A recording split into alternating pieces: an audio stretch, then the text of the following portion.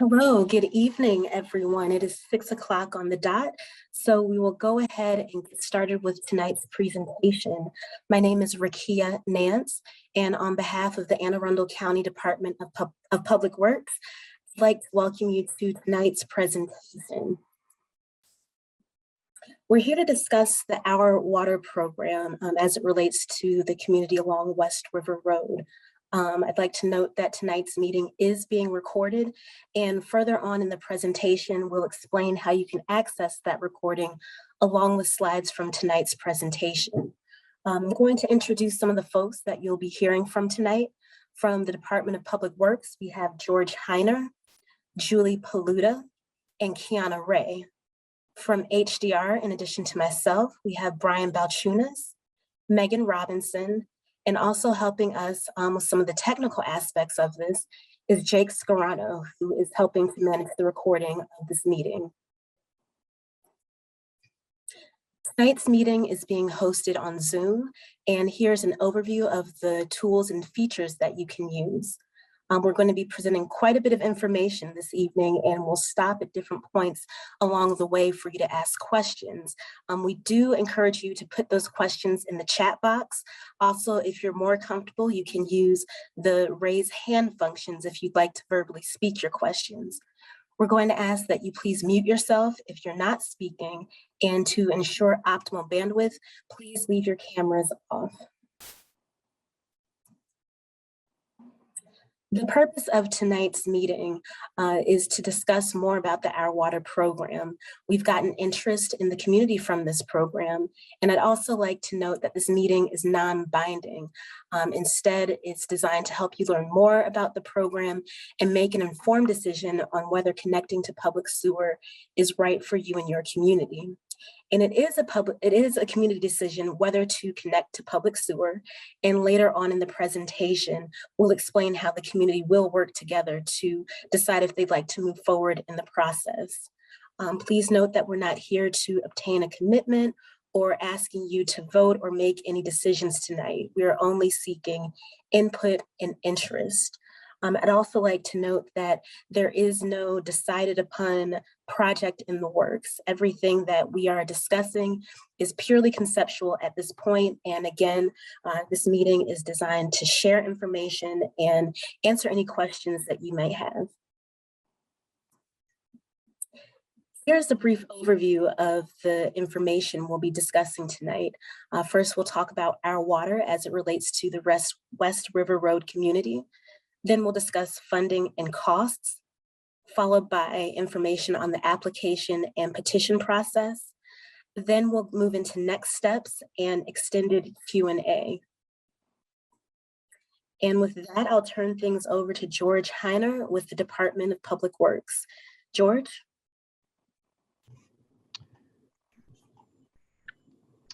Thanks, Rakia. So welcome tonight, everyone, and we appreciate you joining us tonight. So we're going to talk, I'm going to be talking at a couple different spots. My name is George Heiner. I'm an engineer manager with the Utility Design Division. And we're going to go over initially some of the background of the program, and then we'll talk about funding and costs. As Rakia mentioned, we have a lot of information to present tonight, so please feel free to put your questions in the chat so we can catch up with them when we hit some of the breaks.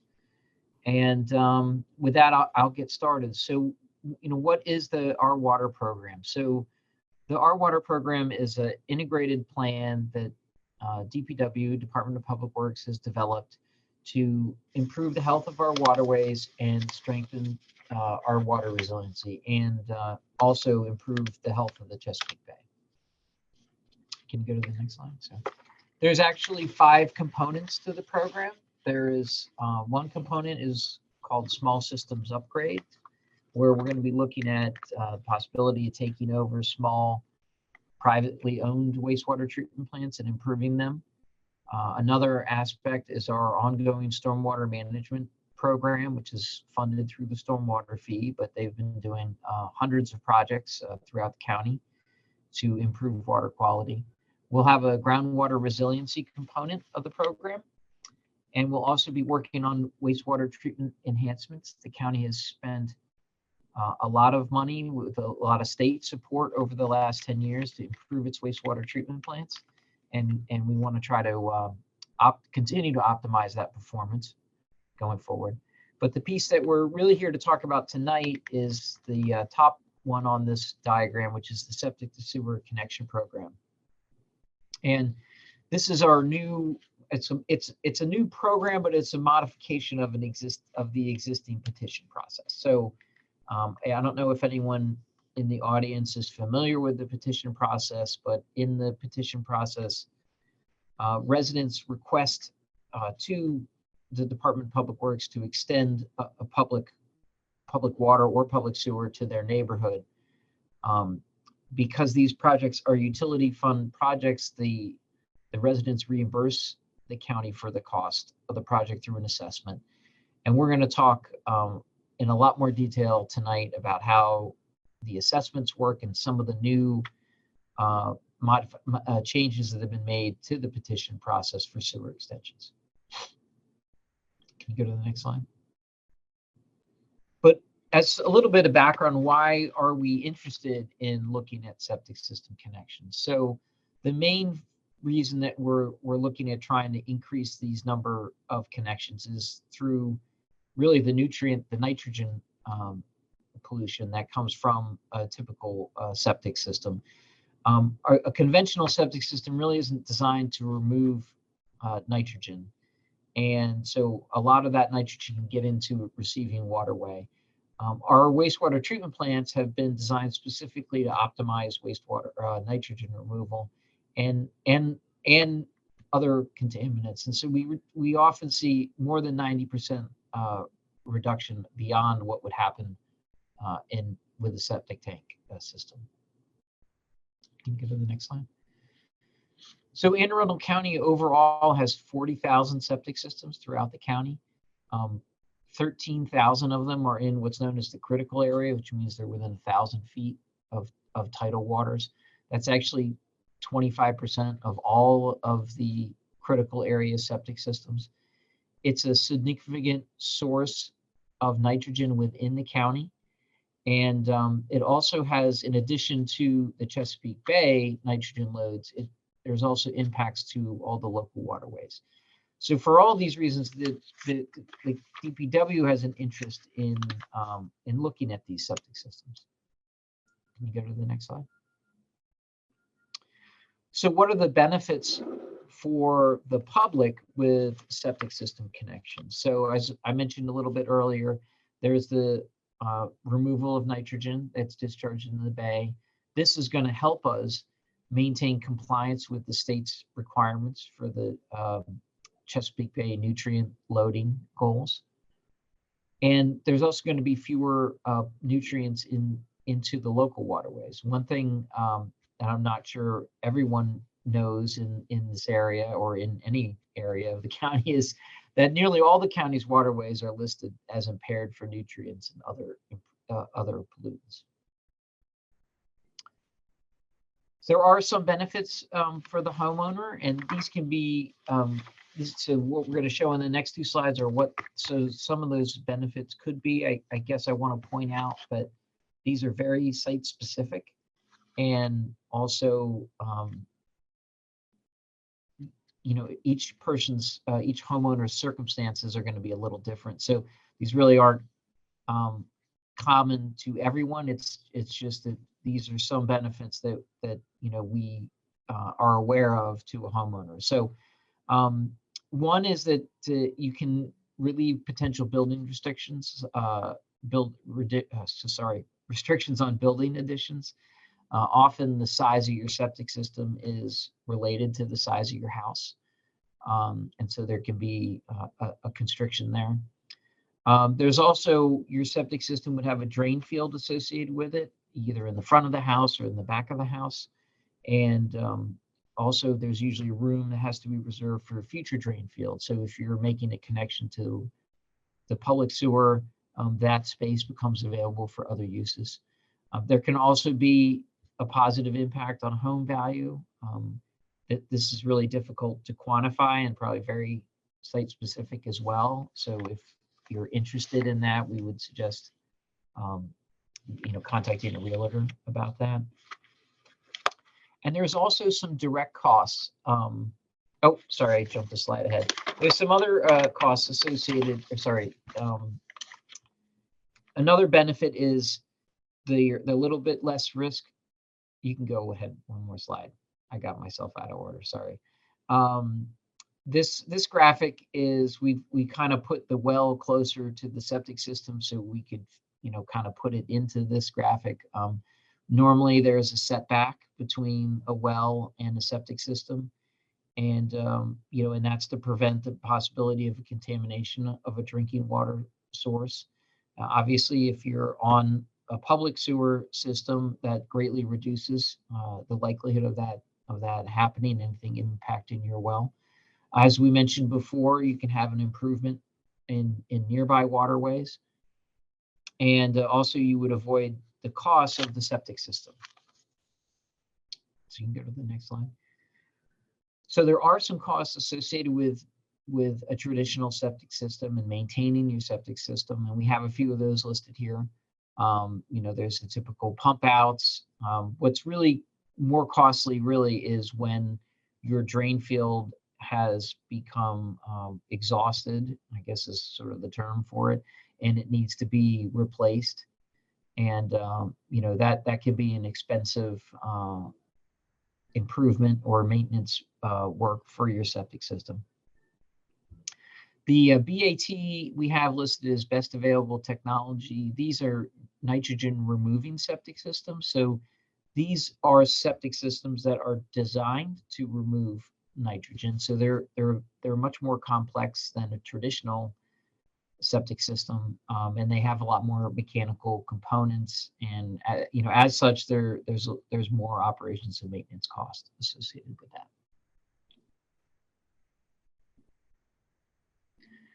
So we have our overall need within DPW to protect our waterways and the environment and improve water quality. We've developed this new process, which is a modification of the petition process, to try to reach out to neighborhoods that might be interested and help people understand the funding options. And our goal on this program is to try to connect up to 6,000 septic systems over the next 30 years. So we're really looking at trying to get 200 homes a year connected in order to make progress on those on this target. So just a little bit of background on the septic to sewer connection program. We originally started with some concept level planning that was really oriented around an initial state target of trying to reduce septic loads by close to 50%, which really meant trying to look at seeing if we could connect up to 20,000 septic systems. After we had to develop these concept layouts, we had a septic task force initiated, and this was a group of a mix of citizens in environmental and community and the development community as well, to talk about some of the issues that would be we would be facing with the large scale septic connection program. And the septic task force really provided us a lot of guidance on policies, prioritization criteria, and helped us craft legislation that was also passed at the end of last year and early this year, which enabled subsidies to be offered in certain locations and a partial deferment of the annual assessment for eligible areas. And we'll talk more about that, a lot more detail coming up later in the presentation. And as part of this, we've also developed an application process, which really helps us, review potential communities and rank them. Since we're looking at an inventory of 40,000 septic systems, it really wouldn't be feasible to offer subsidy to every location that might be interested. So we'll talk a little bit later tonight about application and ranking system, but that's really just to establish a way to compare different potential projects.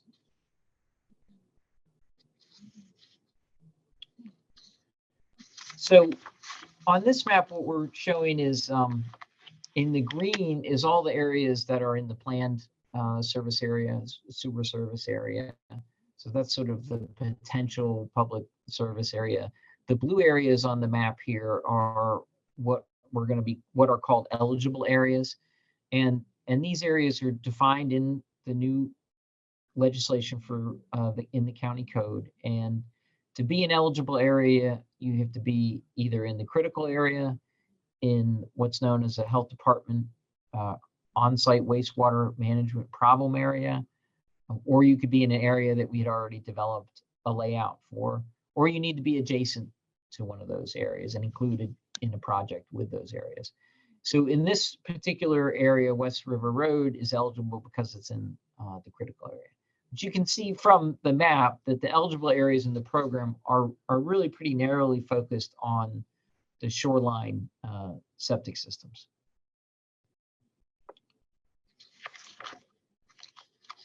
So with this diagram, we have a potential area to be served. And I just want to echo what Rakia was saying earlier, is that the county does not have a project planned, right now for this area. So we've received some interest from some residents along this road, and so that's why we're coming out to talk tonight. We've been doing a lot of meetings this year to let people know about the program. The county has existing sewer, actually really right on the eastern edge of the road at the connection of Shady Side Road. And so for this area, the extension would really be from the eastern side at Shady Side Road to the west and down the road there. And a couple things about a potential extension project is that the project area needs to be continuous from the point of connection to the county's system to the end of the project area. And it would also need to include both sides of the street. So there are, some constraints when working with defining a project area, but they're really oriented around the idea that we want to grow the system, continuously from where it is now. Okay, so we don't want to be skipping over lots or properties. In this instance, I believe, Brian, you can correct me, I think these are all grinder pumps that we have in mind to get over to the west. Correct. To Correct, the east, George. sorry. Okay, and we'll talk a little bit about, we'll talk a little bit about what the grinder pump looks like, and we'll have a little bit more information about that. But essentially, this would be a small scale pumping system with a grinder pump at each house, and it would pump over to the east to a manhole that the county has at the end on the eastern edge of West River Road.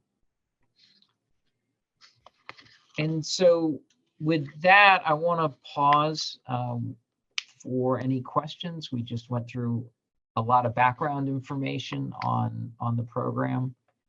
And in the next section, we're going to talk a little bit more about the funding and the costs.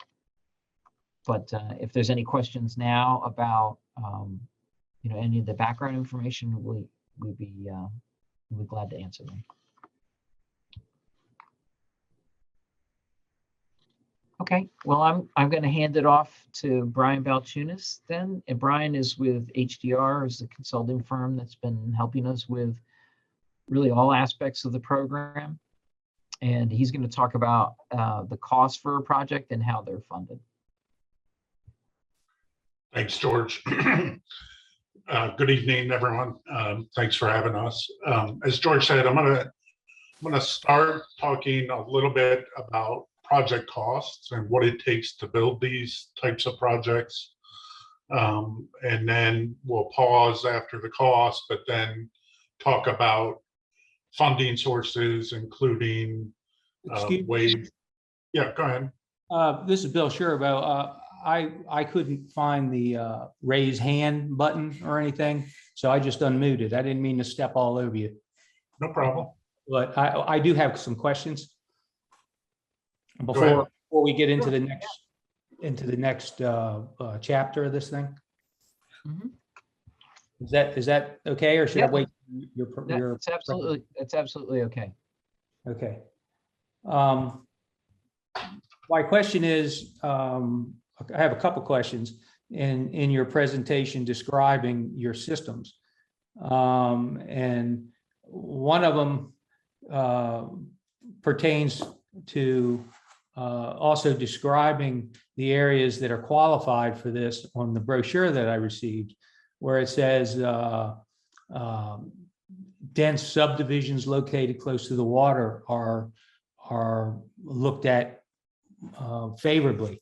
I wouldn't consider West River Road a densely populated, a dense subdivision for starters.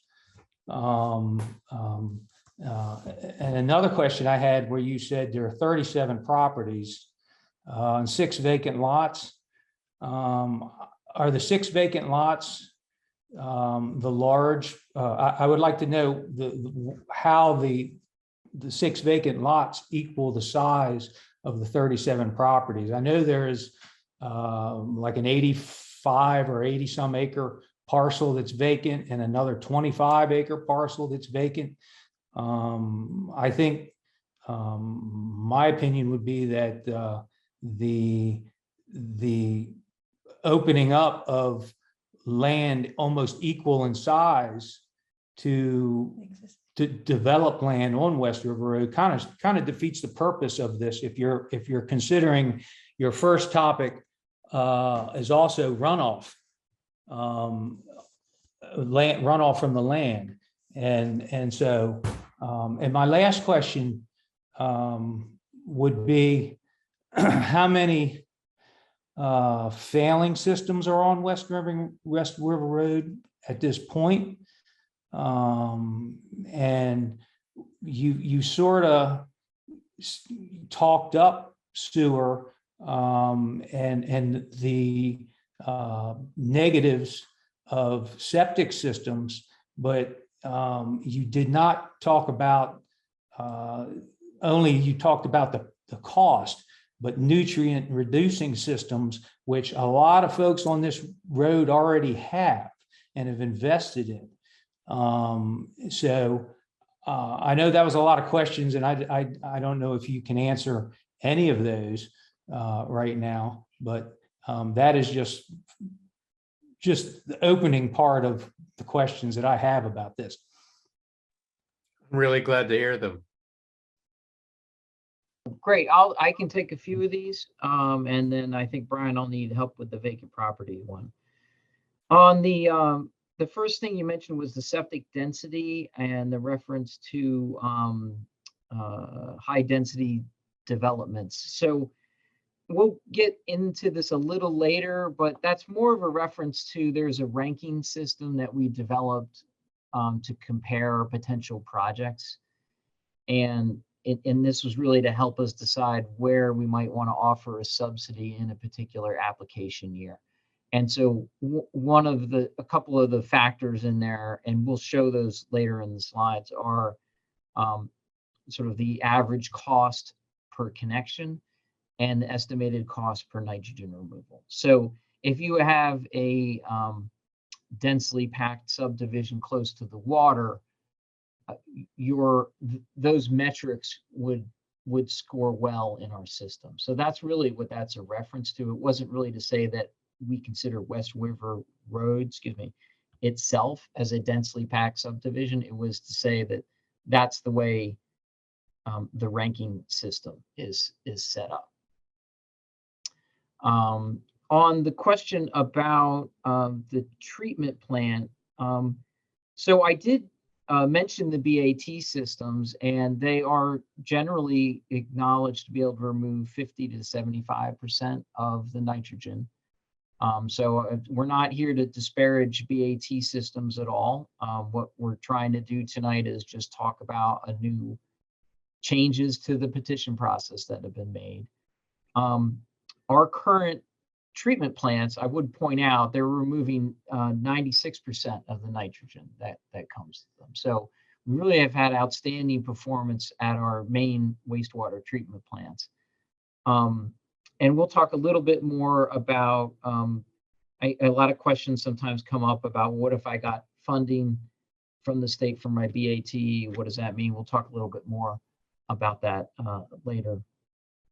And I believe I missed one. I had 3 questions written down. One was septic densities, the treatment performance. George, the other question was about how many failing systems are on West River Road at this point. Yes, that's it. That's okay. We actually don't have any information about the condition of any individual septic system along this road. So we can't really speak to that. Many of us have invested in the new modern systems at great expense. And supposedly they are the latest, greatest nitrogen reducing. And we should remember, if we run sewer down this road, if you're really talking about protecting the Chesapeake Bay and you build more houses back here because of sewer, as Bill mentions, you have more surface runoff. And also it's debatable as to what comes out of the sewage treatment plant versus these new modern systems that we've invested in. Thank you. Okay. And I would just like to add that I've had the BAT systems installed for 5 years now, and I'm not seeing a significant cost of keeping them running. And then the other thing I would like to say is with the grinder pumps, because we're below elevation, so we're going to have to pump stuff uphill from West River Road to the sewage treatment plant. A large prospective development on West River Road years ago was stopped when Ron Bowen was head of public works because of the liability of the county to the state, that if you have a failure on the grinder pumps, that the county is responsible 7/24 to keep them running. And in Shadyside, a high water event is definite, not likely. And you know, a very high tide, or as we all remember, Hurricane Isabel, I think it was tropical storm by the time we got here, but we had a 7-foot storm surge, and we had power out for a week. So that would mean that no septic grinder pumps would be working for a week if you don't have any power. And in conclusion, therefore, they said that the property could not be developed for that reason. Okay. I mean, those are all excellent points. I guess I want to point out that it's not the intent of this program at all to try to increase development. What we're looking to do and the changes that we're going to be describing were in order to make it more affordable for a community to do a sewer connection. It may not be the best fit for every community. And you know, we're not really here to say negative things about BAT systems. And I think, you know, in the earlier slides, I think really the biggest cost with those is the drain field replacement. But I mean, there's just more things in a nitrogen removing septic system than a conventional septic system, because it's designed to foster different types of microbial activity inside the tank components. George, I did want to address, well, 2 things as well. The vacant lot question. Yes, I do believe the large parcels that you're talking about are part of those vacant lots. Some of them are in the critical area, what's known as the resource conservation area within the critical area. So those could not be developed more than 1 property for 20 acres in the resource conservation area. And one of them's labeled a reforestation area, which sounds like it maybe is used for people to buy reforestation credits, but I don't know anything more than that's what it's labeled. I don't want to. You're correct, but that's just been done in the last year. Previously, that 100 acres that was zoned agriculture that paid $895 a year in taxes was zoned R1. And they tried to develop it for many, many years. Sure, and I don't doubt that. I don't doubt that. I did also, just echoing what George and Rakia said, you know, this is a community decision. This isn't the county. You know, we're just here to present some information, but we're not here to force anybody to hook up to sewer or even go beyond this meeting. This is meant to provide you all with some information. And as George said, if it's not right for your community, that's fine. There's no issues on our end relative to that. This is Bill Sherbo again. I know that the state is under a lot of pressure from the federal government to meet a total maximum nutrient load for the bay, and I know that the state is behind on this. How much pressure is the county getting from the state to enact a program like we're talking about tonight? So let's okay, can we go to the slide with the treatment plant performance? It's way at the end there, 54. So right now the county is in compliance with the goals for what's called the phase 3 watershed implementation plan. And our three largest sectors that we control are the stormwater and wastewater. Those are the parts of the DPW control. Another sector within the county is the septic sector. So we're in line with these targets right now because of this, basically for this chart, and also the progress we've been making on the stormwater. So this is our performance at the wastewater plants over the last 10 years. You can see our total load has gone down by 50% over the last 10 years. And that's created room for us to be in compliance. If you go to the previous slide too, Rakia, we have, or it's 2 slides up, sorry. The stormwater program, which is funded through the stormwater fee, but this has been a very active program. They've literally completed you know, hundreds and hundreds of projects. So we've made a lot of progress in these 2 sectors of that total maximum daily load, the stormwater sector and the wastewater sector. But I think we've only connected maybe 300 septic systems over the last, I want to say 10 years, but I'm not quite so sure that's the right time frame, but it hasn't been many.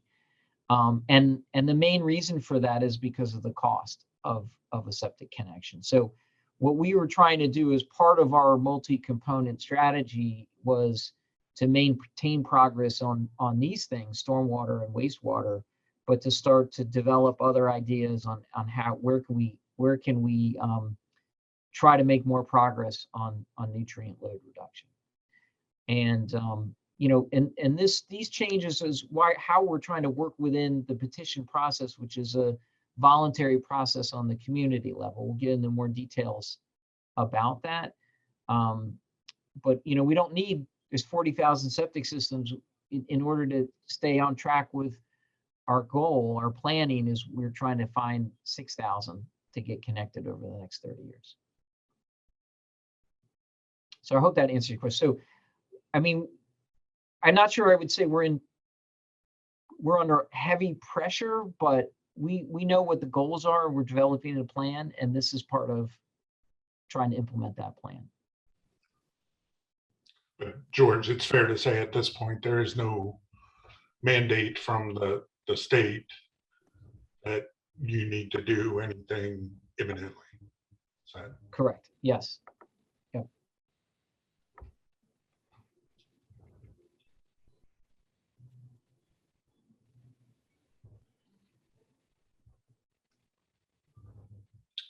Okay. okay?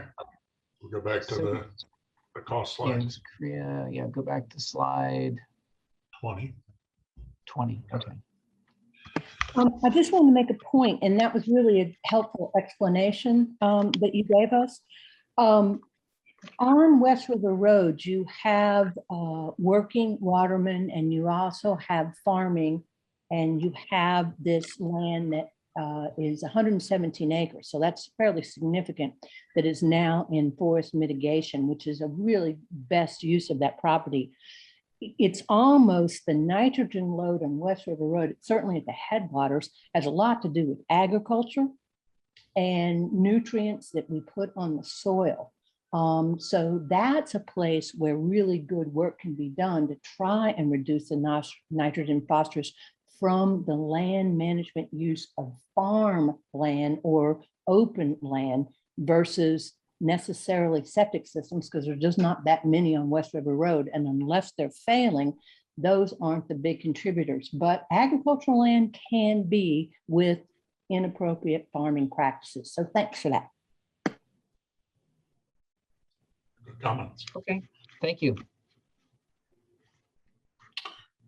Okay, so as I said, I'm going to start with kind of the costs to connect, and then potentially how those get funded. So the costs are broken up into three main parts here.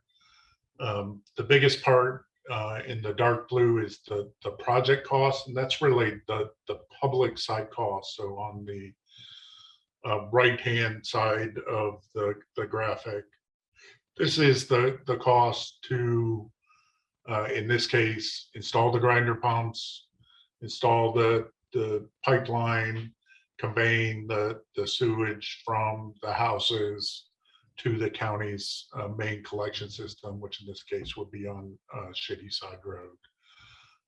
So this makes up the biggest piece of the project cost.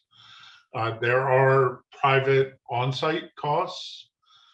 So when you connect to public sewer, you do have to abandon your septic system, and I'll talk about that here in a minute, and then provide the collection from your house out to the clean out, or in this case, the grinder pump station. So that all the work on the private property is part of those private on-site costs, and we'll go into a little bit more on that. And there are funding mechanisms available to help pay for some of those private on-site costs. And then lastly is the green piece, and that's what's called the capital facility connection charge. And that's really paying for connecting into the existing system and the county's previous investment into the existing collection system. So when you pump into the sewer on Shady Side Road, that goes to another pump station that eventually goes to the Broadwater water reclamation facility. All of that infrastructure is in place and needs to be maintained by the county. So talk briefly about the septic tank. When you do connect to public sewer, the county requires homeowners to abandon the septic systems.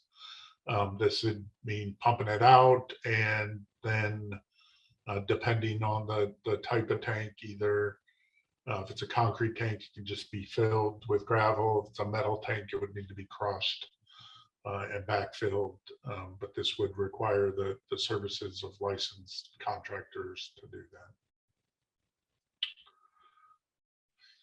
So the average costs per household, the county has looked at a wide range of potential areas to connect. They identified 87 different management areas that would be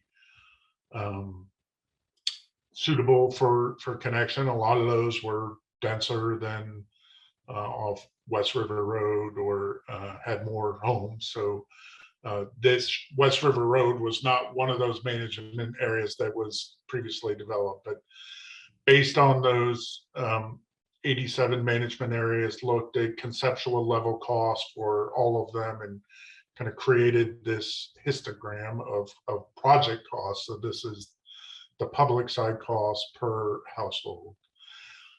We did then, once we gained a little bit of interest along West River Road, we looked at potential project costs for you all, and you're kind of above average. And mainly that's because of the need for grinder pumps in this area that can drive some of the project costs up. Question, excuse Yep. me, I'm sorry. Question, does it have any thing to do with how far you are from the road? So the main sewer line? Like if your house is offset by 100 yards off the road, like I have, 15 acres here. Yes, that would impact the private side costs, which I'll get to in a minute. Okay, thanks.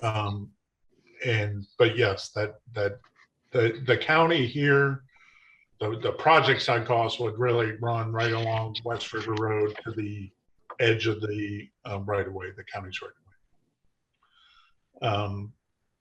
So let me just be clear on that. The peoples whose houses are not as close to West River Road, in my case, about 100 yards for each house off the road, then I would have a significantly higher cost than houses that are closer to the road. Is that correct? Correct, yes. Why don't we go to that next slide, Rikia? So the county has some historical private on-site cost information per property. This is based off of health department data for people who have upgraded or connected to public sewer using bay restoration funds to help do that. And you can see right to your point that the majority of these costs are typically less than $6,000 for the average home.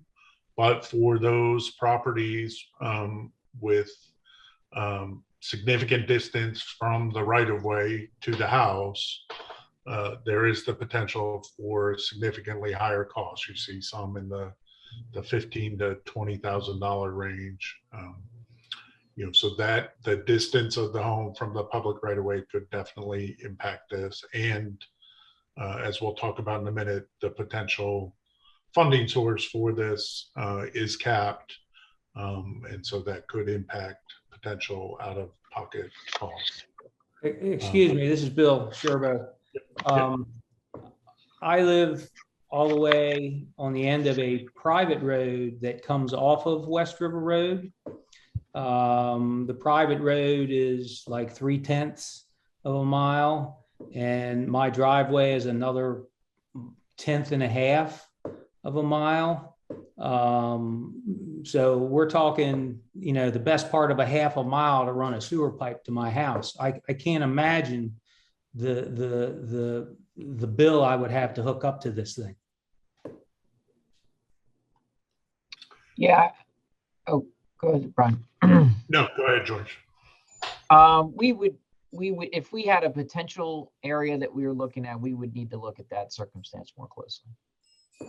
And just for clarification on what Bill said, because I live pretty far off the road too, I would not have the option to continue using my septic system, and I have 5 acres per septic system to utilize, nor the brand new BAT systems I had installed. Those would have to be disabled. Is that correct?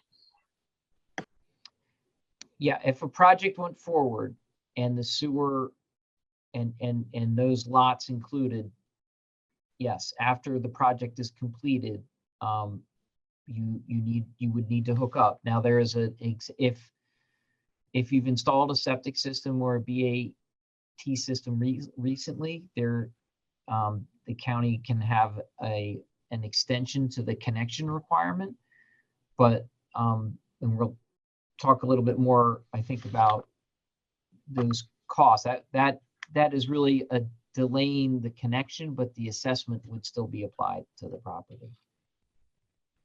And in the petition process, and this is probably, I don't know if I mentioned this before, it's important to know, is that, I mean, it's voluntary on the community level, but if the project goes forward, only a majority of the residents are needed for a project to go forward. So if it's 50% plus one property, everybody within that project area has to connect at the completion of the project. So that's an important thing to remember as on the petition project. Well, thank you for that clarification. And I think, I don't want you guys to get the impression that I'm against sewer connection for densely packed communities where it's a real value. I just question the idea that West River Road is a good use of public funds, since we've already been able, most of us have enough acreage to take advantage of the programs for BAT systems. There's just a few houses on the road that don't. But I do appreciate what you're trying to do, and I appreciate trying to clean up the bay and stuff, and continue to do this in areas that are more appropriately suited to this particular road, I think.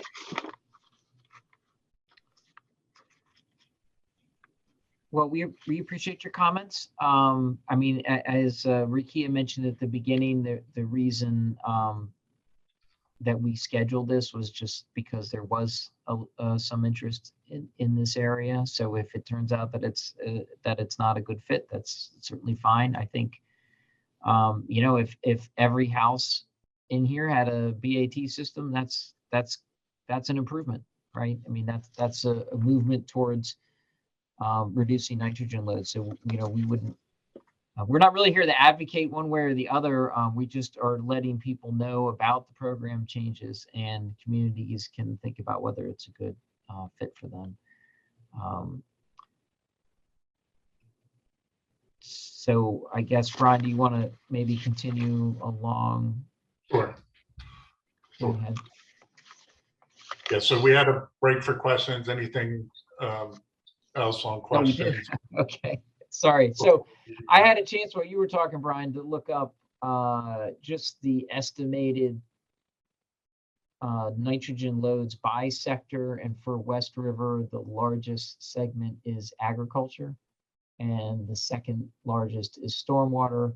And actually, septic is relatively small within West River because it doesn't have as many septic systems as some of the other county waterways.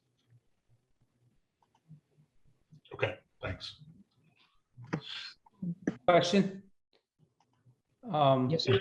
Do you go and do a financial analysis of whether it would be more beneficial per dollar to have houses have BAT systems as opposed to going through all this and running sewer in? Being it's such a small number of houses that probably don't have BAT systems, I mean, wouldn't that be a consideration before anything? So I guess now that's a good question. I guess what I want to explain is that the program changes have been to the petition process, and that's a process where residents ask DPW to extend a public utility, it's water or sewer, to their community. And so it's really not that we're trying to convince a neighborhood to connect or convince the neighborhood to do BAT system.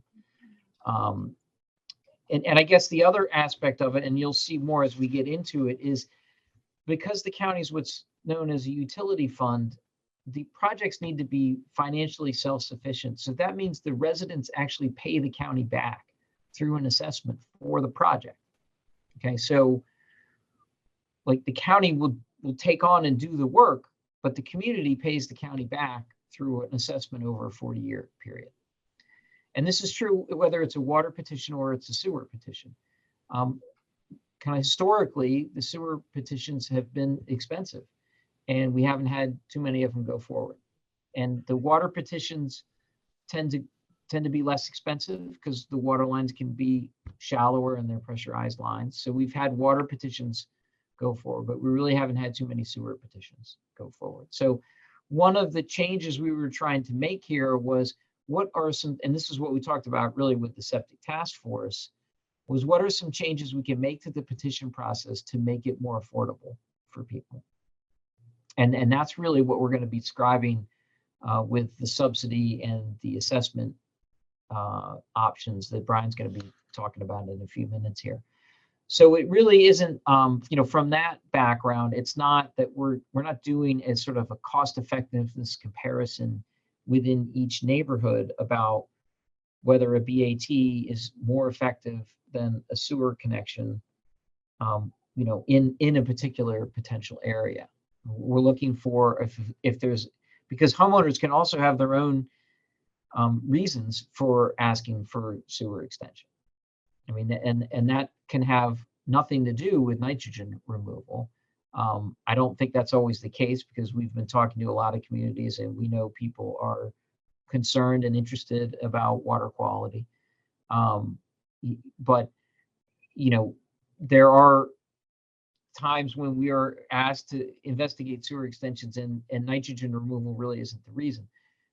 Nitrogen removal is the reason the county's interested in encouraging or making it more affordable, because we would like to see some more septic systems get connected. And that's kind of where these changes to the petition process are oriented.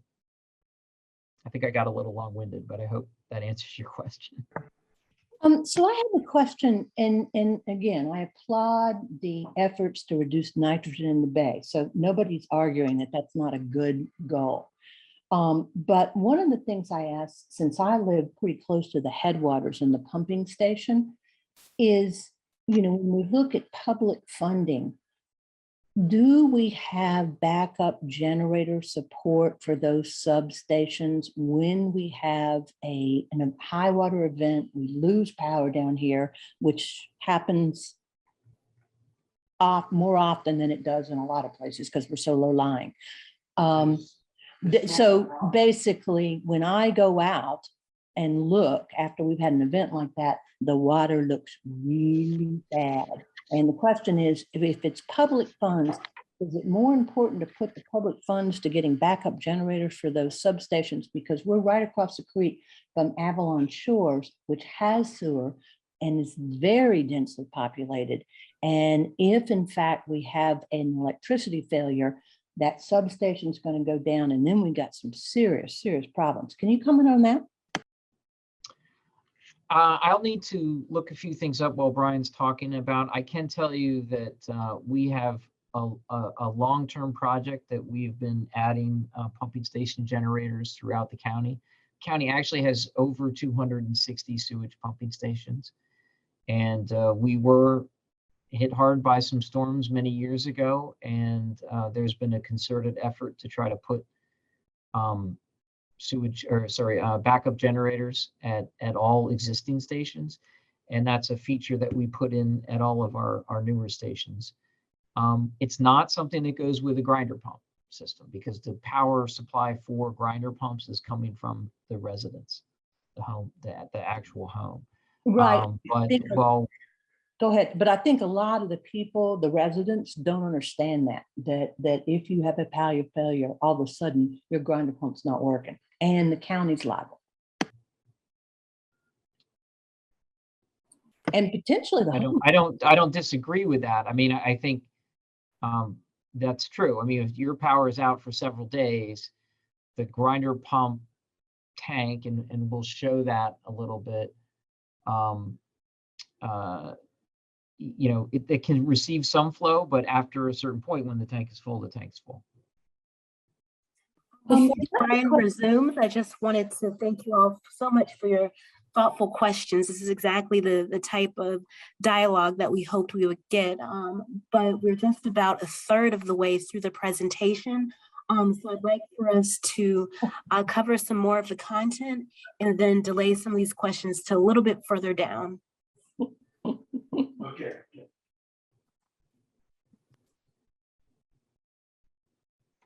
I'm on mute. I'm going to go pretty quickly, I think, through these cost slides. My suspicion is that I'm not being honest. I'm not sensing a tremendous interest here. So please pause me if you have questions, but I'm going to tend to go a little bit quick here. So looking at funding sources. Can I pause you? Sure. Just please don't assume there isn't interest. There's a Okay. great deal of interest. And I'm All right. assuming that our septic systems wouldn't work if there's a power outage either. So that's sort of a separate issue. But am I to assume that we could install garbage disposals if we had city sewer? As far as I know, yes. Because at the moment, food waste, both liquid and solid waste, gets put into our trash cans. So I'm hoping that if sewer were installed, we could have garbage disposals. Would that make sense?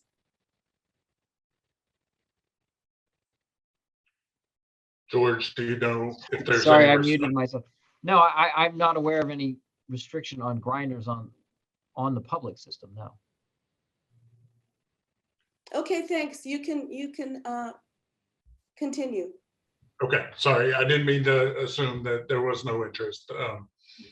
So again, if you have questions, please let us know. So the funding sources, as George talked about, the county subsidy was established in county code, and that can cover up to 25% of the total project cost. So this is the county's contribution to try and help lower some of the overall project costs. Then there are state funds, the Bay Restoration Fund grants. One question you might have, especially if you put in a bat and receive some of those funds, is if you could get funds again. And we have asked that question of the state. The answer is yes, that you would still be eligible for Bay Restoration funds as part of this program. And those grants can be applied to the private side costs to offset those private side costs that I talked about. And then the remainder of the costs are passed to the homeowner through an annual assessment. But one other thing that the county would look to do here is take advantage of low interest state loans to reduce those annual costs and pass the savings of having the low interest loans on to the homeowners.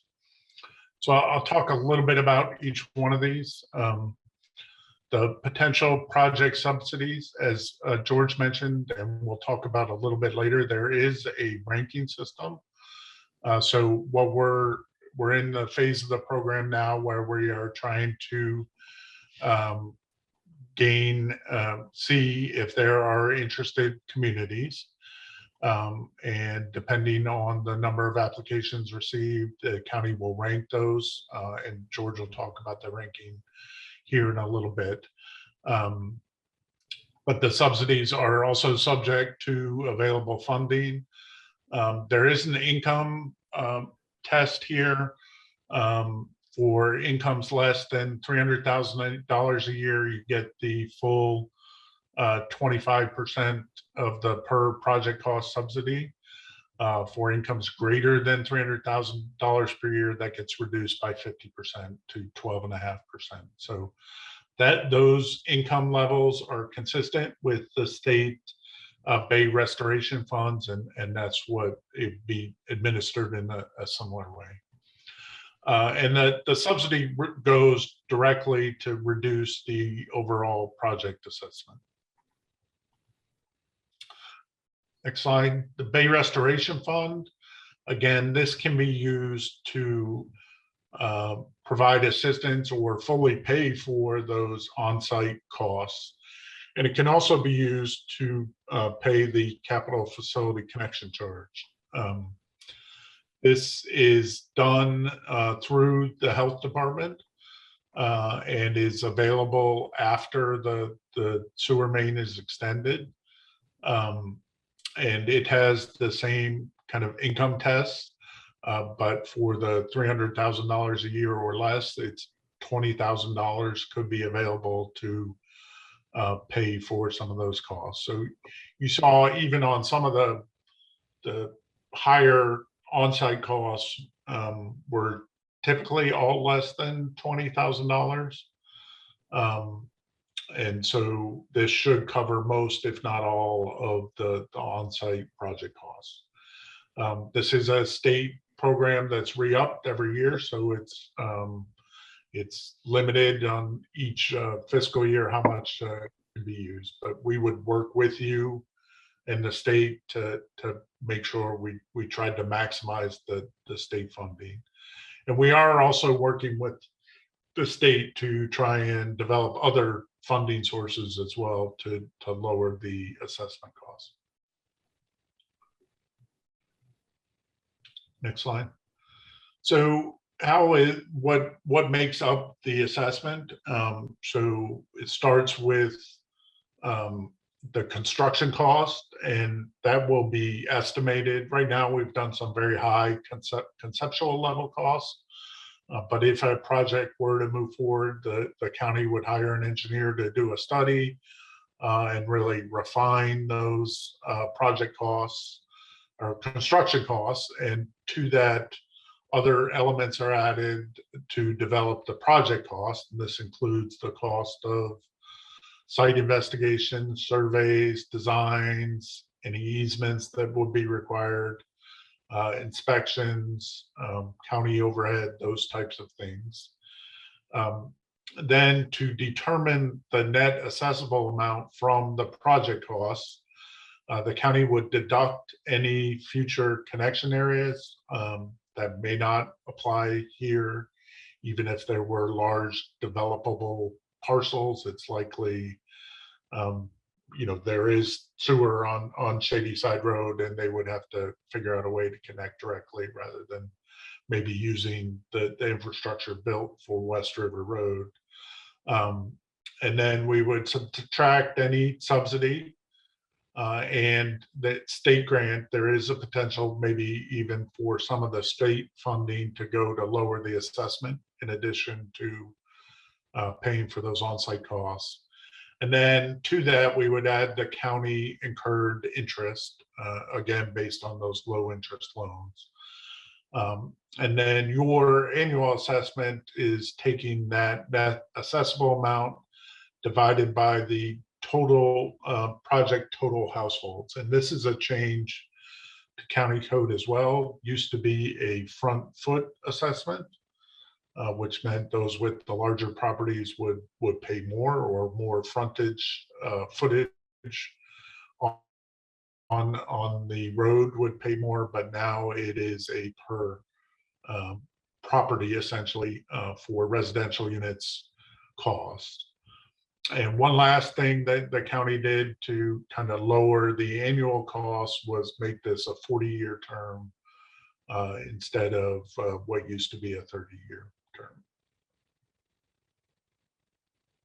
So I'm going to show some cost examples here in a minute. And this is just the basis for those examples.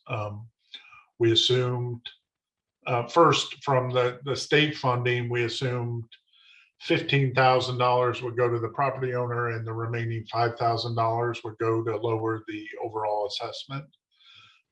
Then we had the 25% subsidy for household incomes up to $300,000 a year. And then one last thing that we'll touch on here in a minute is the option to defer. So the last piece of legislation that I think we haven't talked about yet is that for households in these eligible areas, you can defer up to 50% of the annual assessment.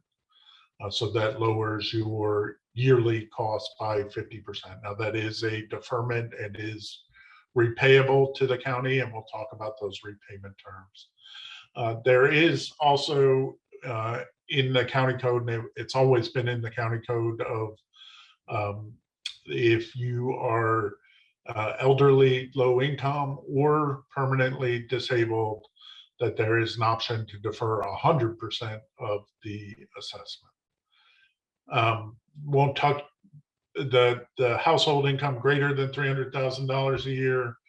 That lowers the county subsidy to 12.5% and the BRF funding from 15,000 to 7,500. And lastly, vacant lots don't get the benefit of any subsidy or deferment or bay restoration funds. So on this note, to all my friends and neighbors on West River Road, I'm looking at $140,000 to connect, and I just put in 2 brand new septic systems and 2 brand new bat systems and incurred the cost of that. But I'm a farmer, and for any of those who have an issue with not having a way to get rid of your food waste, I would be happy to put a container down at the end of the road at my mailbox, and you can put your food waste in there, and I can give it to my chickens or fellow farmers who have hogs, and we'll be happy to get rid of it for you.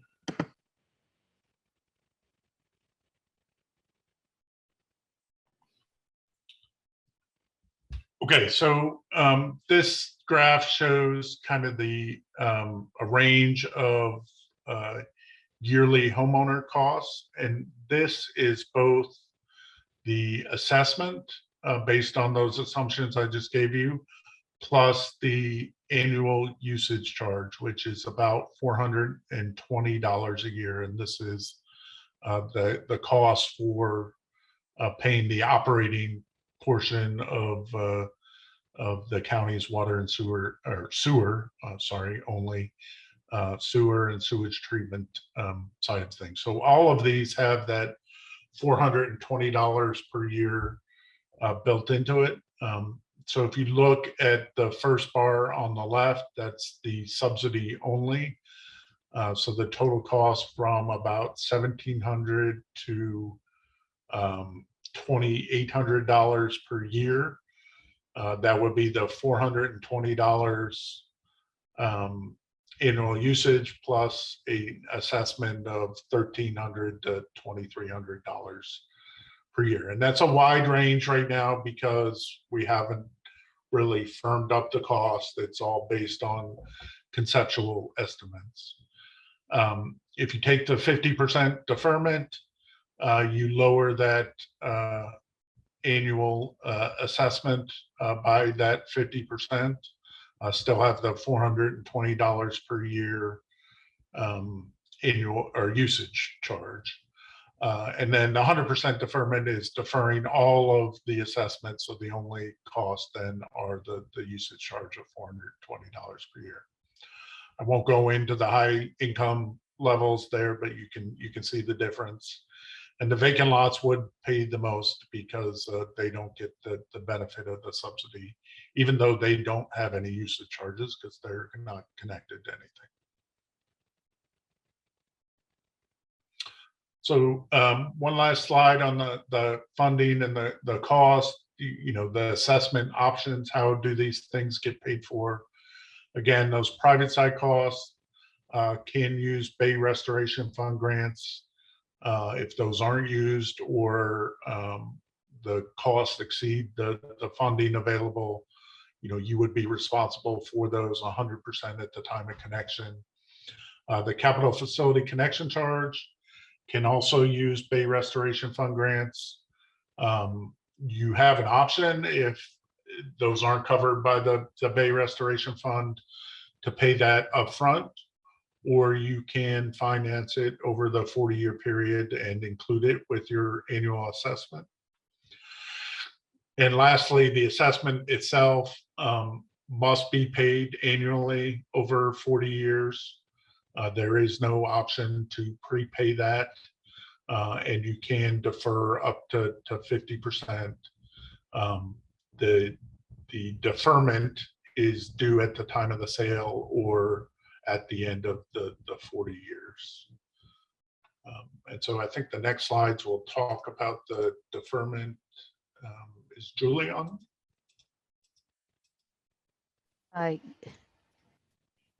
Hello. Oh, can you hear me? Yep. All right. Yes, Julie, one quick question. Sure. Before you start, there is one Okay. question that's sat that I wanted to bring for attention and addressing. The question is, I'd like to know what mechanics exist for an unincorporated community to organize itself when faced with a choice. We have no HOA established. So we'll talk. I think we'll talk about that more. I can talk about that more a little bit later when we talk about the application process and the petition process. Okay, thanks, George. So I'd like to defer that. And we had a question, I think, earlier about whether the Avalon Shores area, which does have public sewer, whether it has a generator at their pumping station. It does. There is a generator at that pumping station. Thank you. All right, back to you, Julie. Okay, thank you. Okay, my name is Julie Pluta, and I'm the Manager of Financial Services for the Utility Operations Department for Department of Public Works. And I'm going to speak to the deferral program. The first slide, we're going to talk about the partial deferral repayment. And that is a partial deferral of up to 50% of the per property assessment and the capital facility connection charge, which is available to all owners of a residential property with existing improvements. Homeowners can choose how much, if any, of the costs they would like to defer, but only up to 50%. For example, if the total per property assessment is $70,000, as is in this community example, over 40 years, up to $35,000 of the assessment can be deferred until the property is sold or transferred for 40 years, whichever occurs first. This would bring the total assessment payment down to from $1,750 annually to $875. If the property is sold before the 40-year assessment period, then the owner would need to prepay the deferred $35,000, and the remaining $875 annual assessments would be transferred then to the buyer. Next slide, please. So under the full deferral option, the full deferral of assessment payments is available for disabled or elderly residents who meet certain eligibility requirements as defined in the Anne Arundel County Code 13-5-815. What is defined as elderly in code is over 60. Any person over 60 years of age. Yeah. So the full deferral defers each annual assessment, in this example, $1,750 until the property is sold or otherwise transferred. So you would pay nothing until the property is sold or otherwise transferred. At the time of transfer, all of the deferred payments, the $1,750, that has been deferred for the number of years is due. For example, if the property is transferred after 10 years, then you would pay $17,500 at the time of transfer. The remaining annual assessment payments of $1,750 would be paid by the new owner for the remaining years, which would be, in this example, 30 years. Next slide, please.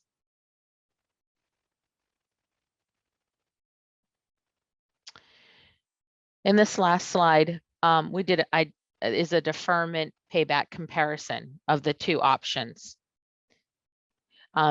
We're comparing the two methods to show how much would need to be paid back at property transfer. We're assuming an annual payment of $1,750 per year based on a property assessment of $70,000.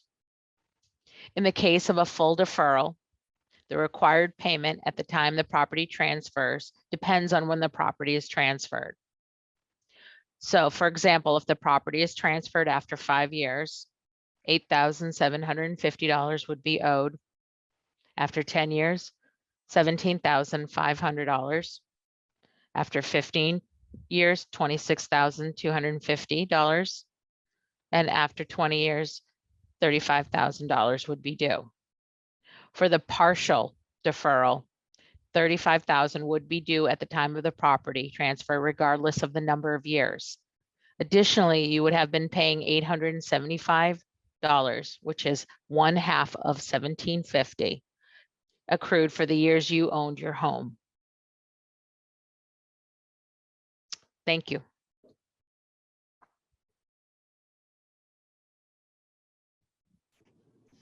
Okay, thank you, Julie. And You're welcome. Hello, don't know. can I make a comment?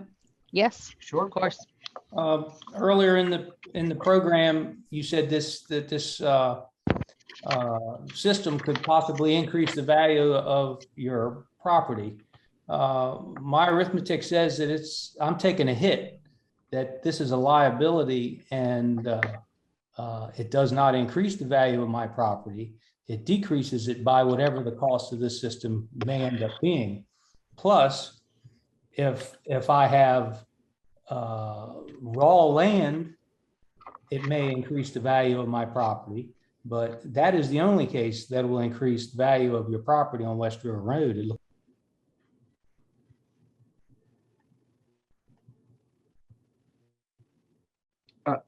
We're not trying to make any claim about property value increase. That's not true. At the beginning of this program, you said that I said that this that's thing could possible, possibly that increase the value of my property. Yes. And I would say that that might be possible. I don't know the specifics of your property. If you're saying that you don't think that that's the case, then I don't have any reason to disagree with that. Yeah, I So- think it's a case by case example, a case by case.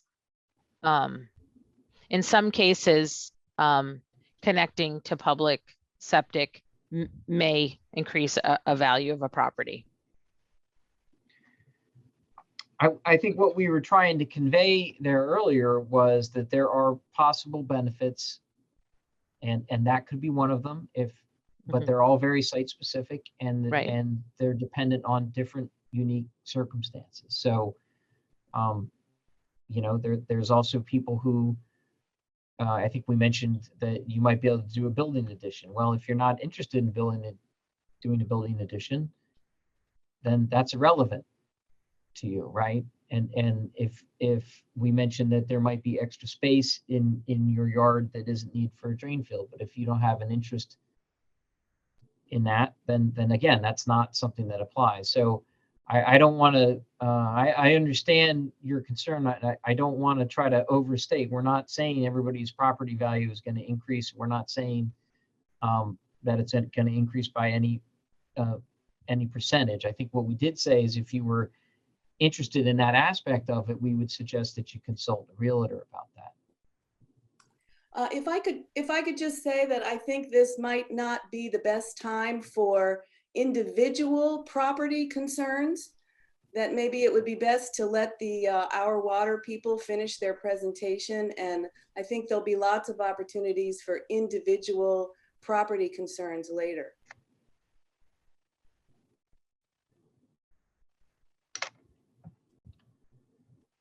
Okay, so the next part of our presentation is talking about the application and the petition process. And this gets to one of the earlier questions we had about how a neighborhood can organize itself. We've developed an application process that goes ahead of the traditional petition process, and I'm going to walk through that on these next couple slides. So where we are right now is really the beginning of the first step, which is we received some interest from people along the road, and we're doing this informational meeting about the program and what we think the cost might look like. If there is interest in the community, the next step would be to turn in an application, and we'll talk about the details of what goes into an application, but it's not particularly rigorous. The applications are used for us to compare different communities, and we'll talk about how those are ranked. We would, after we receive the application and then rank the areas, we would come back. If this looks like an area where we might offer a subsidy, we would come back with a follow-up meeting that would present some more detailed information and update the costs a little bit. And that would be, in this case, we would develop a little closer estimate for this particular area. This was actually not an area we originally had a layout for. But the team looked at other areas where we had a lot of grinder system layouts to come up with these estimated costs that we're showing tonight. And after we do that second meeting, which is also an informational meeting, it's non-binding, the next step would be for the community to start the formal petition process. At that point, there would need to be a community representative, and there would be an area defined that becomes the project area. And but you don't have to be part of an HOA or any other formal organization. In the petition process, it's essentially a map that and then signatures from people within the boundary of the project area that says we're interested in the possibility of a sewer extension or a water extension. But I mean, in this case, it would be sewer extension. And you'll be asked on the petition form to indicate whether you're interested or not. So there'll be an area associated with the petition form.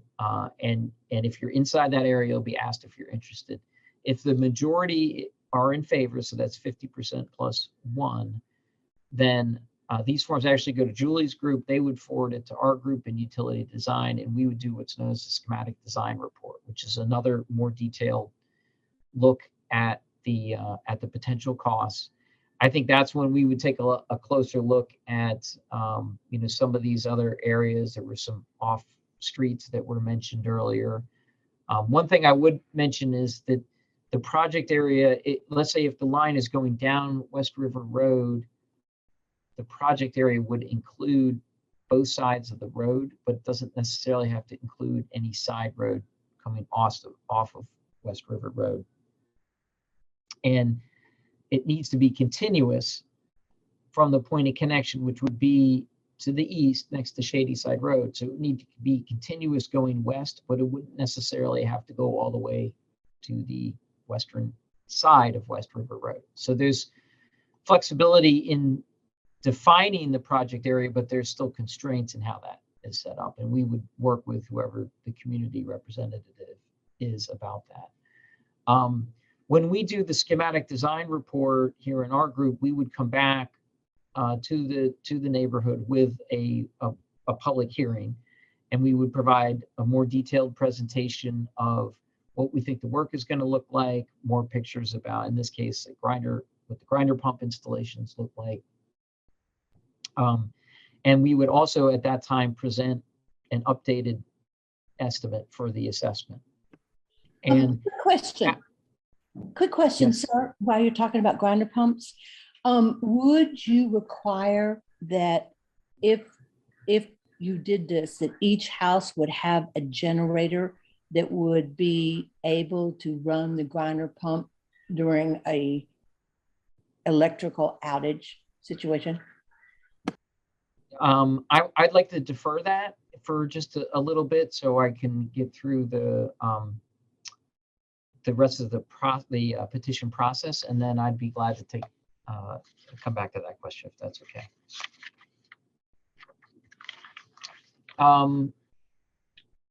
So I guess I want to come back to step 5, which is when there's a ballot sent out.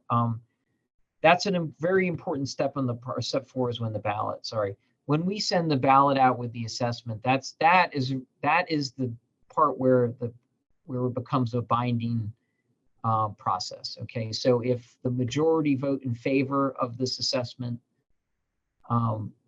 then everybody in the project area needs to connect. So that's an important thing to understand. The 51% can make the 49% connect. If the majority approves the project, DPW will move ahead with the final design and construction. Can you go to the next slide if you can? So this is a little bit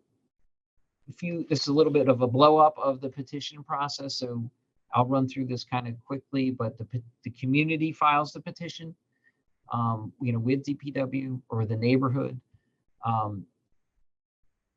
And we will do a preliminary engineering study. It's also called a schematic design report. There will be a public hearing, and we'll go over the costs. We'll take questions. Then a ballot will be sent out. The ballot, if you don't respond to the ballot, it's counted as a no. So we need the majority as an affirmative yes. And if the project moves forward, if you go to step 6, after that, we will move ahead with the final design. That's when we do our plans, our detailed plans, specifications. We'll advertise for construction. We'll perform the construction, and then once the work is done, we would notify the residents that the area is ready to be connected. And residents would normally have 9 months to connect. Actually, 9 months to connect is the requirement unless you get an exception on that timing. And that would be due to either recently installing a septic tank or a BAT system. And the assessments usually begin 1 year after, the next calendar year after the project's completed. The ballot assessment is based on what we think the project is going to cost at that point in the design, which is the 30% phase.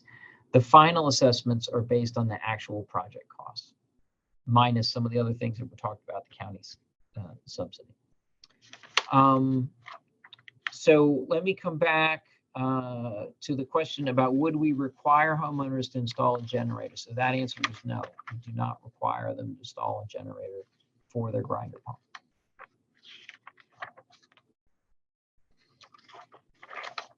Okay, so we'd hit our next pause for questions. So I think I covered the one about, but just to reiterate, you don't need to be part of a formal HOA to do a petition project. It's just defined by the community that or the neighborhood that is identified on the petition and sends that petition into DPW. And George, I do see that we have a resident with his hand raised. The resident, Mike, go ahead with your question. First of all, I've been to a lot of public meetings, state and county, and I would like to thank you for your openness and allowing the public to respond and your impartiality. Excuse me, Mike, we're having a really hard time hearing you. You're very faint. Okay. Is this a little bit better? A little better. Okay. I would like to thank you for the presentation, that I've been to a lot of state and county presentations before.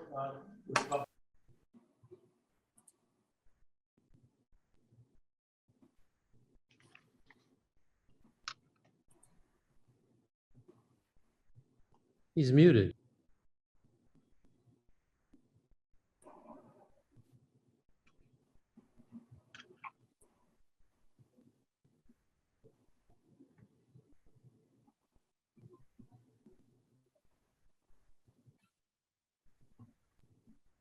Mike, are you still there?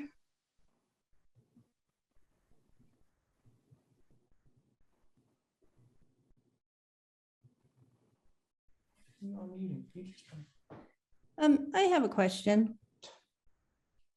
Yes, ma'am. Hello, hi, this is Linda Yes. Andreessen. Yeah, and while we're waiting for Mike to come back. So it's from a strictly environmental point of view. since, and I think most of us who live here on West River Road, care about the West River. It sounds to me like there's really no net benefit to the environment or the river, introducing public sewer. Most of us have nitrogen removal systems already, which would be the benefit of hooking up to sewer, from what it sounds like you're explaining. So on the other hand, it seems to me like the only thing sewer really would do, at least from an environmental standpoint, again, would be to introduce risk to the environment, because I've lived here a long time, and I've noticed that since the advent of public sewer, water quality in the West River hasn't improved, it's deteriorated. And it's really because despite the nitrogen removal benefits, sewer facilitates development. We've there are multiple new developments that sewer has, facilitated, because the land no longer needs to perk. So I guess, I understand that on West River Road, we have resource conservation areas, the underlying critical area zoning is RCA, but zoning can change. And when it does, we would have sewer here, and sewer would be one of the things that would, from what I understand anyway, help to, be part of the rationalization for changing the underlying zoning at some point in the future. So I guess I'm not understanding the, the environmental benefit of, replacing existing nitrogen removal systems with public sewer. So I can answer part of that, or at least a comment on part of it. Ricky, can you go to slide 45 in our set? So while the BAT systems are effective at nitrogen removal, they're not as effective as our wastewater treatment plants. And so we have a comparison slide here. So the bar on the right is the conventional septic system, and the assumed load per household is 18 pounds nitrogen per year. And this is in the critical area where we are here. For a BAT system, that would be 9. And but you can see, based on our recent performance from our wastewater plants, that's 1.5 pounds per household year. So, there is an improvement even over BAT removal. Now, but your point about, well, once sewer is in, then the zoning might change, and if the zoning changes, then there's more development, and then there's going to be stormwater load. I can't dispute any of that. I mean, in addition to sediment loading from the construction itself. Yeah.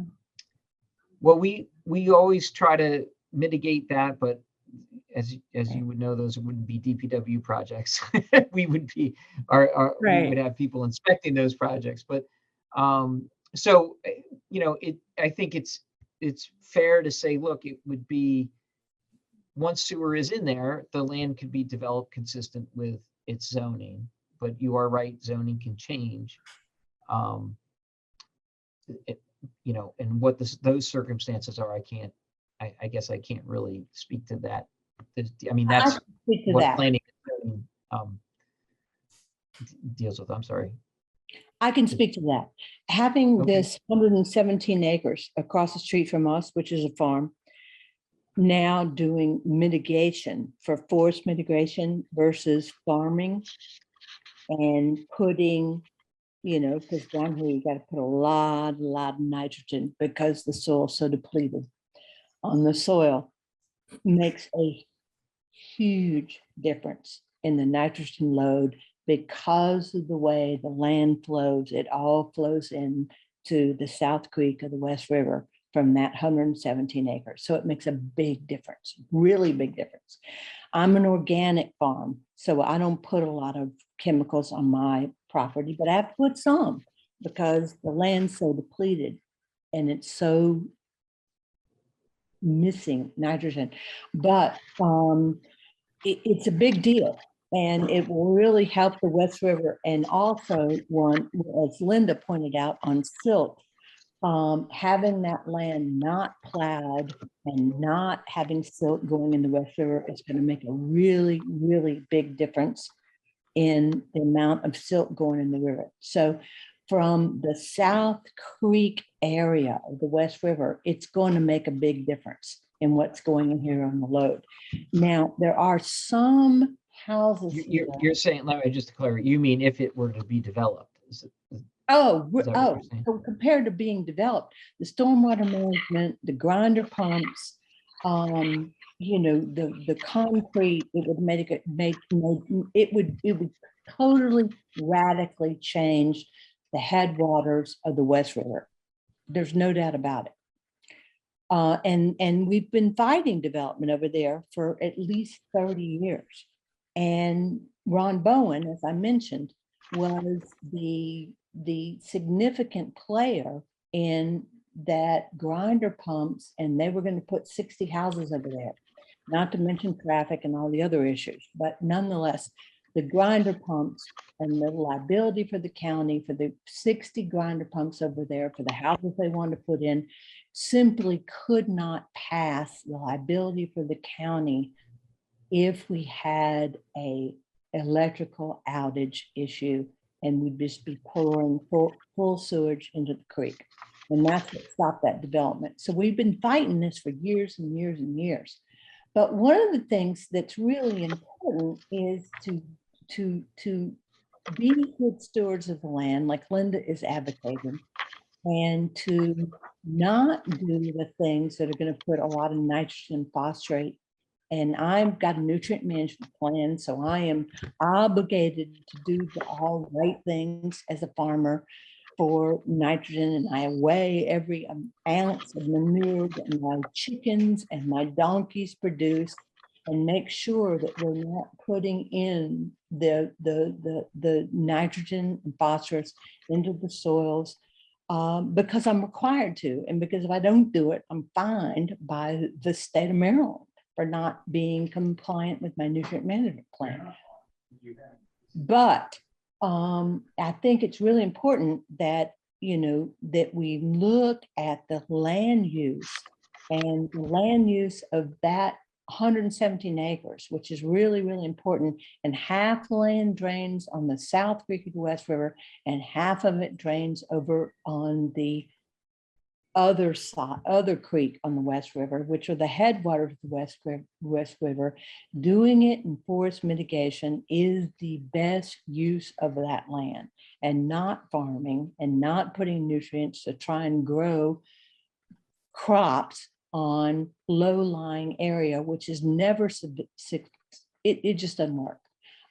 So we've really reached an ideal equilibrium in the land use on the headwaters at the front of West River Road for what we're doing to the creek. And now the important thing is some of the people on the road clearly don't have their land perked, so they have to have it pumped out.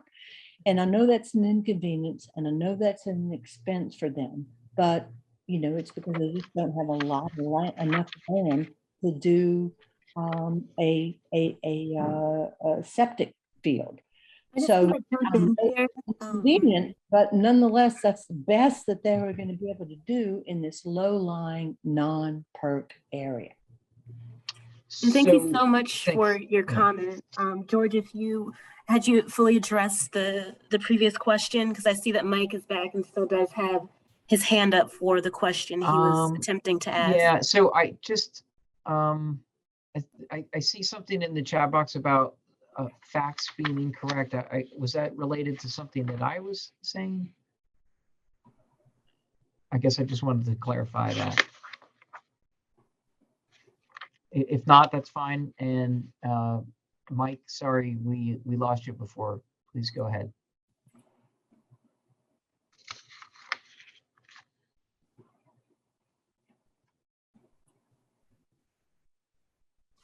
Mike, are you there?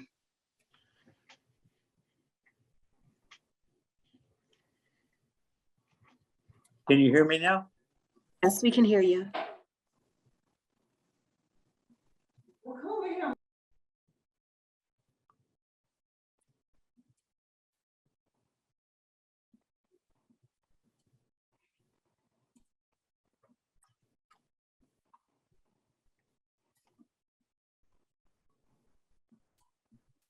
Mike, you're muted again.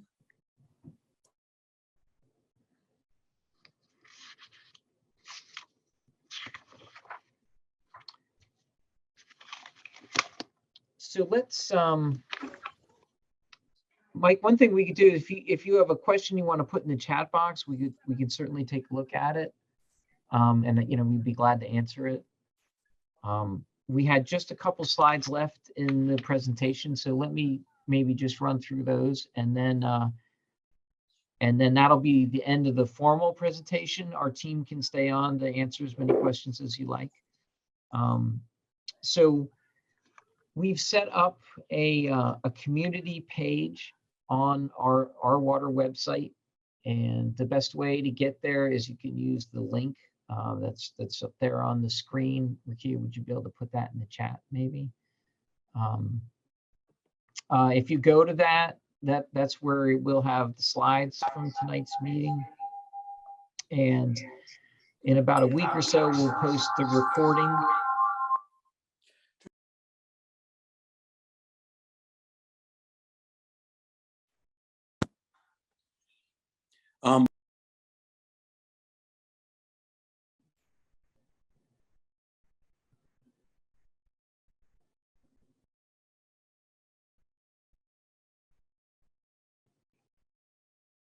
I'm Ricky, can you hear me? Yes, I can hear you. Okay, I think I dropped off for a second. So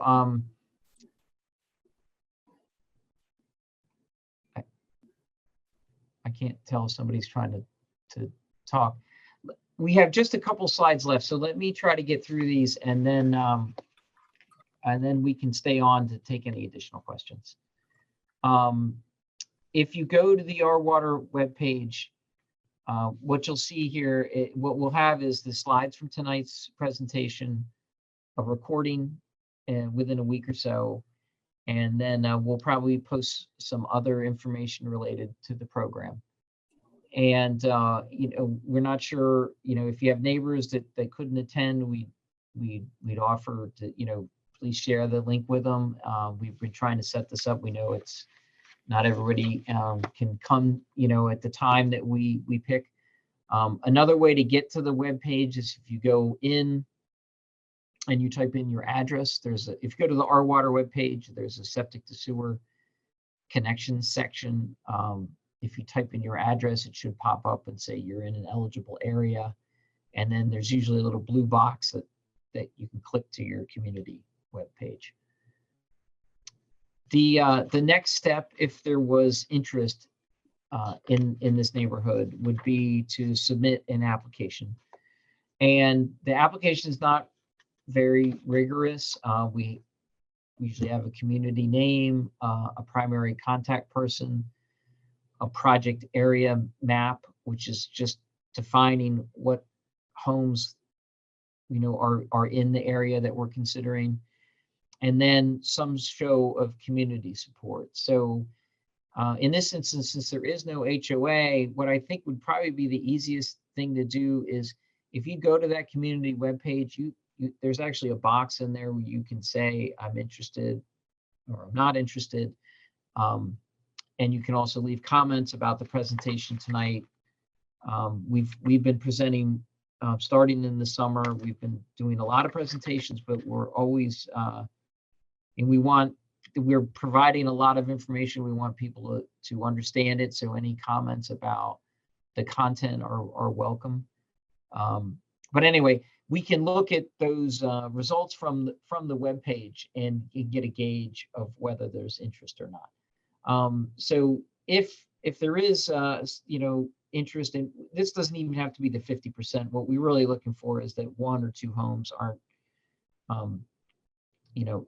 out of 15 or something like that, or 20. Anyway, if we have some show of interest, we would rank the community. If you want to go to the next slide, Ricky, I think we have the ranking system. And this ties a little bit to the very beginning tonight when somebody asked about the density. And so these are some of the metrics we look at in the scoring system for ranking. So the total pounds of nitrogen removed, whether the properties are in the how many properties in the critical area, whether they're in on-site wastewater management problem areas. So your locations are in the critical area, but they're not on-site wastewater management problem areas. And then some of the cost metrics, the dollars per pound nitrogen, the dollars per connection, and the distance, and we also look at vacant lots. So these are just the criteria that we use to rank different communities.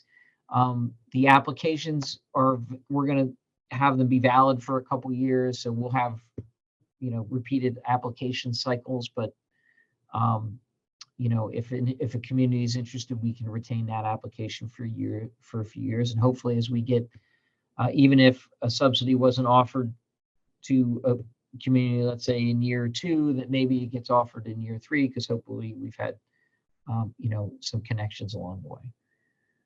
So the next step really in the process would be an application, and you can contact our team about that, and we'll help with the map as well. Again, this is completely a voluntary process, and it's not binding. So if there's not interest in an application, that's completely fine. And if there is, and we rank and we come back and talk to you again in a couple months, that part is still non-binding, because it's still just additional information that we would have a little more specific, little more site specific, than what we've been able to show tonight. And that's actually the end of our formal presentation. I know this has been a lot of information. We appreciate all the questions. I see we have a couple more questions, so I'm going to get to those in a second. But I'll ask our team to stay on if there's additional questions.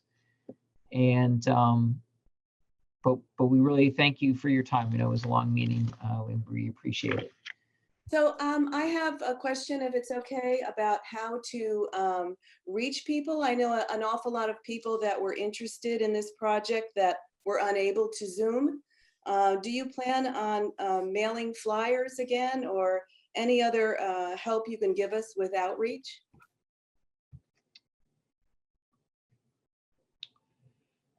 So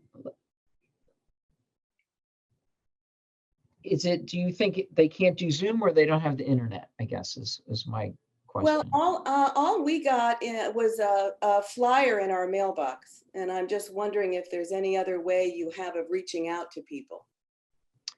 So how we've been, go to this link. I'm sorry, I didn't hear the first part of your statement. A lot of people might not know that they can go to this link and express interest in this project. Right. So I guess if you could share the link with them, that would probably be the easiest way. Okay, so you don't plan on doing any more mailings or anything? Not at this time. We weren't really, if we had a second meeting, we would send mailers out, but we haven't really been sending follow-up mailers to different communities. Okay, thank you. If there have been a few communities where we've had some people indicate that, or we've had a resident contact us and say, I don't have internet, and we've prepared much shorter packets of information that we can mail to them. But I think where possible, we think the website has been effective at, I think, conveying kind of the different pieces of information that people are looking for. And any in-person meetings planned at all? If we went forward into the formal petition process, I think that hearing hopefully by that time, we'll be doing in-person meetings. Initially, we were thinking of doing a lot of these in person, even these initial information meetings, but because of the current circumstances, we kind of tried to figure out how to do them as an online format, which I think has seemed to work fairly well in terms of being able to at least make it accessible to people. So, but I think as we move to the more formal process, and of course this would be months out, I would certainly hope we'd be in a position where we could do, an in-person meeting. Okay, thanks. How are you gonna unmute me? I think I saw, I stopped playing with this. let me see. We had a question about, I think I'm off. Sure, George, Yeah, I'm off track. Rukia, help not me a with problem. which ones I've missed. Sure, I still see that Mike has his hand raised. Mike, are you able to unmute yourself? Yes. Can you hear me now? Yes. Yes, sir. I really appreciate what you have done. And the wrap up that I would like to share with you is that what you're doing is important work. I think it's important that the work you do is focused on dense areas as opposed to making areas that are rural, which West River Road is rural, into a dense area, because that's the prospect of the future if sewer comes down this road. I think those on this road mostly have invested in the new modern processes of septic tanks. And but I would like to thank you most for the process and transparency and the opportunity for a back and forth conversation. Thank you very much. We appreciate that feedback. Thanks.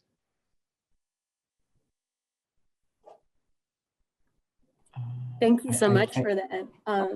The next question had to do with climate change, George. The question is, does climate change impact the potential for the future of a private septic system and the protection of the bay? In other words, what is the obsolescence factor related to septic systems and drain fields? How many existing would not be allowed under current regulations and why? I can tell you, I can answer about a third of that, but I'll answer what I can. So the state right now is assessing the impacts of climate change on the overall total maximum daily loading. And maybe Brian, did they actually revise those phase 3, or is that those phase 3? No, I think the phase 3 whip is a standalone document that was finalized, but they are acknowledging that climate change is going to impact probably future modeling and assessments of what needs to be done as part of the TMDL for the bay. I think the understanding we have is that it's going to worsen situations, but I don't know that we've seen numbers. Is that, Brian? I don't know if you've heard any different. That's sort of where I think we are. I think from a tangible standpoint, say with this neighborhood, one of the things that affects all of the stuff that's going on, in terms of treating your septic effluent, is the depth down to the water table. So the more unsaturated soil you have for your drain field to where you get to the water table, that's an important factor, not just in bacteria and virus, but also for the ability to convert ammonia to nitrate and nitrate to nitrogen gas. So as water levels rise, there would be an impact in that distance of your drain field to the water table. If that shrinks, that would start to impact your overall performance of your septic system. Now, I don't know if that means what that means exactly would be probably pretty site dependent. But definitely having distance to the water table is an important factor in getting good performance from the septic systems. Now, the BAT systems are designed to do some of that nitrogen and that nitrogen conversion in the septic tank. So they're controlling that, and that's why they're an improvement over a conventional system. The conventional system, there is no engineered aspect with respect to nitrogen removal. It just goes into the soil, and if you've got the right conditions, maybe you get nitrogen conversion, maybe you get nitrogen removal, maybe you don't. And George, we have one more hand raised, Bill Serbo and Linda Andreasen. Thank you. Yeah. Earlier, you were talking about how the program gets ranked, and one of the criteria was per pound, the removal of nitrogen per pound, Yes. per dollar. And I'm sure you may not have the figures in front of you, but how many systems are on this road that have a nitrogen removing system versus not? Plus, I would guess who has holding tanks, and they actually, all their stuff goes right to a sewer plant. So that is 100% removal of systems. So how do you figure that how do you figure that out? I mean, I think we could get, we definitely would want to look at that, because that would really speak to what is the actual practical nitrogen removal that we would see. So we would be interested in looking at that. We can get, the health department has inventories of who has BAT systems. Well, they have inventory of who has a BAT system. I think they definitely know about the ones that they helped with funding. We would need to talk to them about what they know or don't know with respect to some other properties. They would know who's on holding tanks. So we would do our best to try to figure that out without trying to send a survey to everybody at this point, because we're really just interested in sort of screening communities. But to the extent we can look at that, we would do that. Am I still on? Can you hear me? Yes. Yes, sir. I have one last comment, and and nobody has brought this up, but I am a commercial waterman, and I see the other end of this system every day, and it's not a 100% win-win for everybody. This does on the other end of your system. There is an effect, and shellfish beds are closed, and the size of the closures expands as these systems get bigger, and as we get more rainfall, and as climate change happens, it seems like we're getting more rainfall, and there is other effects besides just everybody being able to flush the toilet.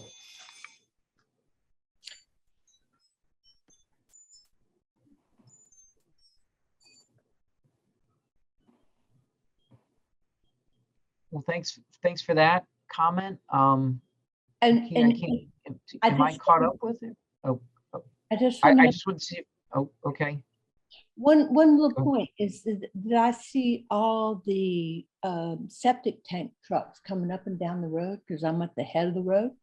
And so I know there's a lot of houses on West River Road that don't have BAT systems, that don't have enough land to have a sewage or a drain field system. And I know the cost of that.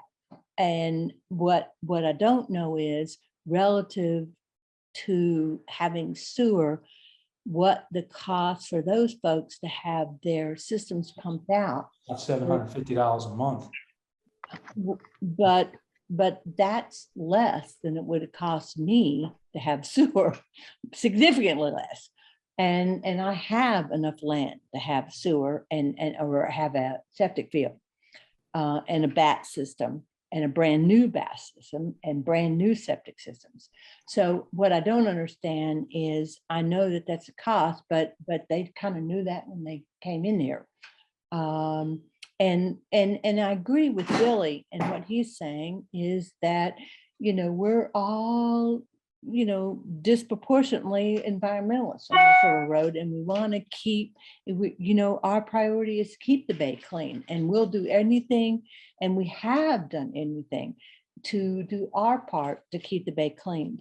And we just want to make sure it's fair and we're doing the right things.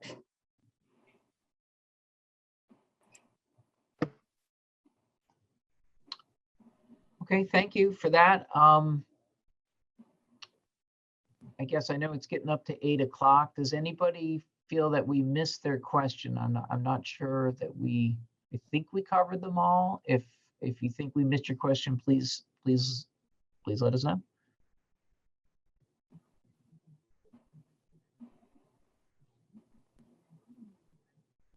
So one thing we would say, we really appreciate, the opportunity to talk to everyone here.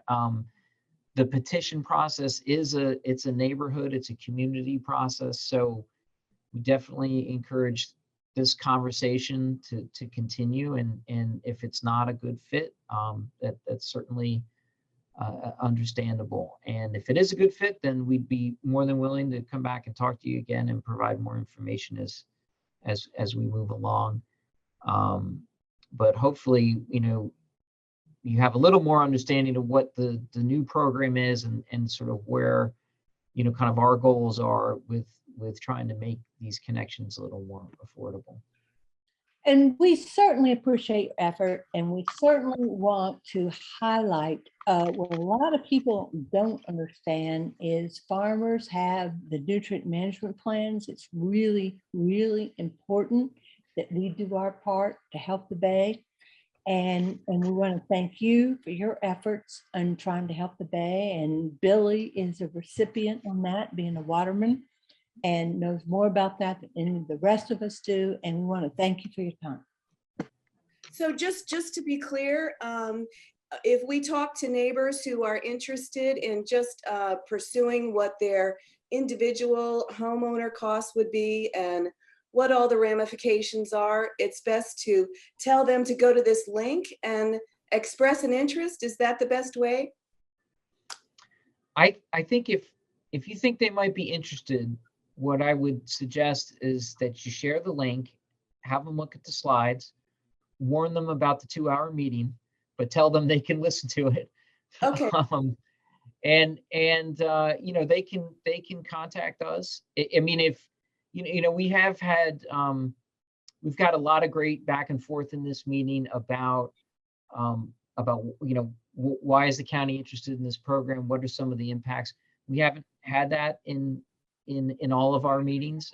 Sometimes people see the cost and that's the end. Okay. So, I would encourage them to go and take a look at the information they have. And if they have additional questions, they can reach out to our team. And there'll be a moment where each individual homeowner can get some assistance on what deferments or subsidies they might be eligible for? Yes, if we went all the way through to the petitioner process, we would be providing more information about the subsidies and the deferments, yes. Okay, great. One thing we don't do is provide estimates of the on-site costs. So that's done by the homeowner with a plumber. We have the graph earlier in the presentation. It just shows it's the histogram of what the information that's been shared from the health department. So that's the one that showed that most places it's 3,000 to 6,000, but there are places where it's 15,000. So We aren't going to be doing on-site estimates for anybody. Folks would need to talk to, a plumber about that. And there's a lot of variability. It really depends a lot on how far your house is. I think someone mentioned that. What's the slope of your house sort of relative to the road, whether your septic system's behind the house, in front of the house. There's a lot of different things that can impact your on-site costs. Understood. Thank you.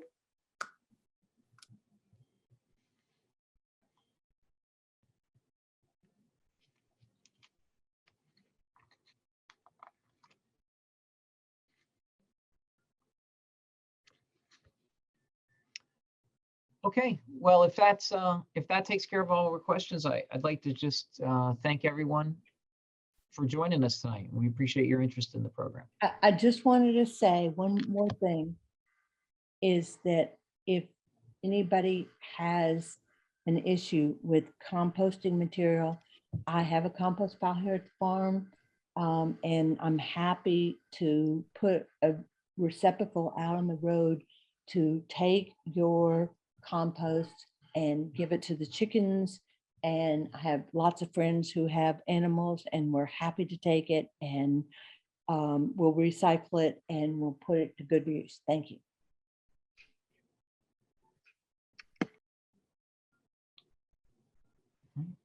Okay, thank you, everyone. Have a nice evening.